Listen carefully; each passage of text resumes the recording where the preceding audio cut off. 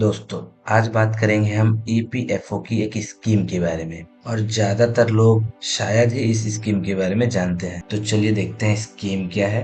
दोस्तों, क्या आपको पता है कि ईपीएफओ के सदस्य बनते ही आप अपने आप में एक बीमा योजना के भी सदस्य बन जाते हैं।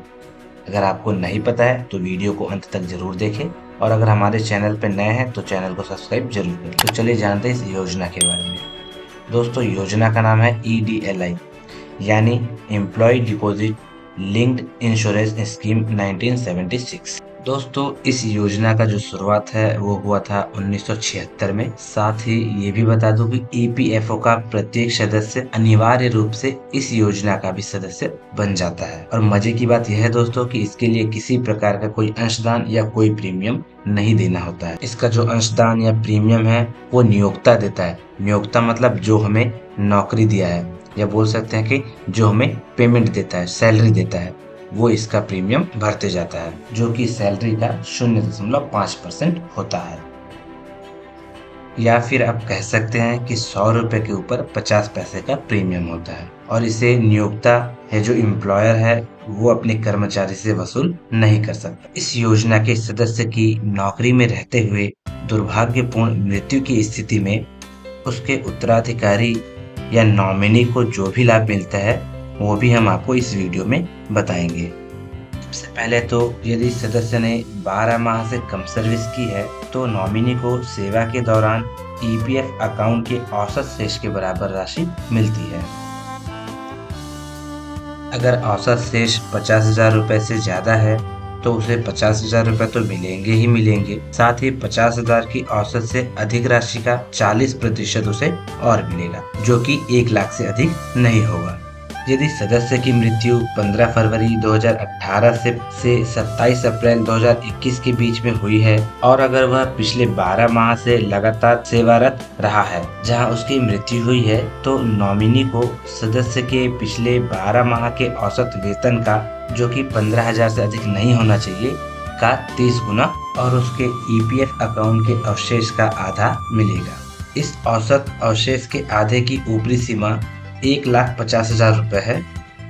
दोनों राशियां मिलकर अगर 2,50,000 से कम होती है तो भी उसे न्यूनतम 2,50,000 रुपए मिलेंगे।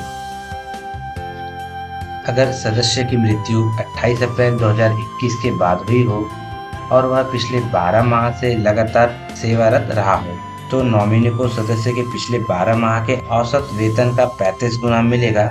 साथ ही उसके ईपीएफ अकाउंट के औसत शेष का 50% भी मिलेगा। शर्त ये है कि दोनों राशियां मिलाकर कम से कम 2,50,000 और अधिकतम 7 लाख रुपए होनी चाहिए।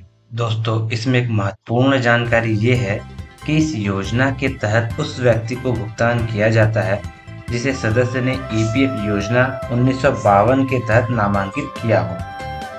इसलिए सभी सदस्यों को चाहिए कि ईपीएफ योजना के अंतर्गत ई नामांकन जरूर फाइल करें। दोस्तों, ई नामांकन क्या है और इसे कैसे फाइल किया जाता है ये भी आगे वीडियो में बताया गया है।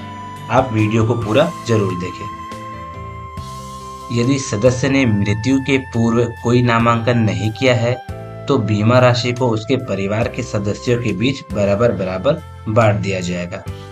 लेकिन ध्यान रखिए, परिवार के जिन सदस्यों को कोई भी भाग देय नहीं होगा उनमें शामिल है उसका बालिग पुत्र जो कि 18 वर्ष से अधिक होगा, और दूसरे विवाहित पुत्रियां जिसके पति जीवित हो, और तीसरे मृत पुत्र की विवाहित बेटी जिसके पति जीवित हो। ध्यान रखें दोस्तों, अगर कोई सदस्य मृत्यु के पूर्व ई नामांकन नहीं करता है तो उनके पुत्र और पुत्रियों को हिस्सा नहीं मिल पाएगा अगर वे 18 वर्ष से ऊपर होंगे।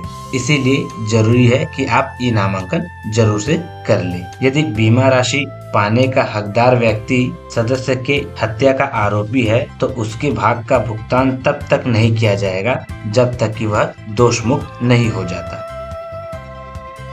मैं ये भी बता दूं, सदस्य के मृत्यु के बाद जन्मे बच्चे का भी हक उतना ही होगा जितना मृत्यु के पहले जन्मे बच्चे का है। तो दोस्तों, यह थी ईडीएलआई के बारे में पूरी जानकारी।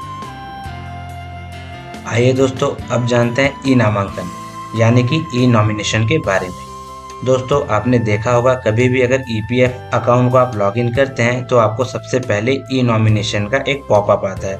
वह आपके नॉमिनेशन करने के लिए ही होता है। दोस्तों इसकी जरूरत इसलिए है ताकि सदस्य की दुर्भाग्यपूर्ण मृत्यु की स्थिति में उसका पीएफ, बीमा और पेंशन का उचित उत्तराधिकारियों को बिना किसी विवाद के शीघ्र मिल जाए।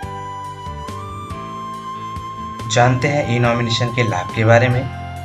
सदस्य के ई नॉमिनेशन फाइल करने से उसके नामांकित व्यक्ति ऑनलाइन क्लेम कर सकता है और दावा ऑनलाइन होने के कारण भुगतान शीघ्रता से होता है और आपको ईपीएफओ कार्यालय के चक्कर भी लगाने नहीं पड़ते। साथ ही नियोक्ता या एम्प्लॉयर से प्रमाणित कराने की भी आवश्यकता नहीं होती है। दोस्तों इसे चाहे तो आप अपने नजदीकी सीएससी सेंटर या ग्राहक सेवा केंद्र में जाके भी फाइल करा सकते हैं, या फिर आप खुद ऑपरेट करते हैं अपना ईपीएफ अकाउंट तो आप भी इसे फाइल कर सकते हैं।